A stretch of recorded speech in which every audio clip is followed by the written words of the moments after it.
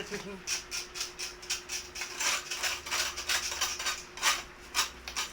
mga ogang tindera! Ayan, hindi na natin patatagalin ang intro. So nakita nyo naman po yung ating video na unang-una, no? Kami po ay naglilinis ng aming kusina. Ayun po yung lutuan namin kasi hindi ko pa kaya siyang papinturahan ulit, no? So bumili muna ako ng wallpaper, yung sa online, para naman po medyo magkaroon siya ng design, no? Na sticky wallpaper po, no? So ayan, tignan po natin. At kung hindi pa po kayo subscribe sa aking YouTube channel, well, subscribe na po at follow lang po kayo sa FB page ko, Ogang Tindera, at dito po ay Ogang sa YouTube. Marami pong salamat. Tara, ati pong subaybayan at panoorin po ang pagdidikit namin. Alright!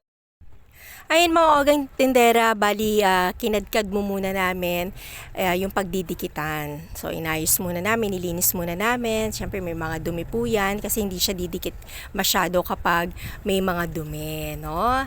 At ayan, sige, subaybayan lang po natin. Alam niyo po ba sa aming pagdidikit dyan, kami pa po ay minsan ay nagtatalo dahil po napakahirap po pala magdikit niyan. Kahit napakasimple lamang po niyan, hindi niyo pwedeng gawin niya na mag-isa lamang po mga ogang. Kailangan dalawa po kayo. At hindi po kailangan na ididikit niyo po yan basta ng sobrang haba. Kailangan paunti-unti lamang po. So wala kaming ginawa kundi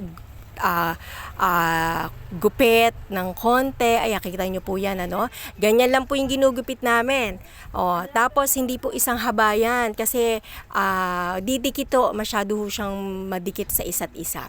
So kailangan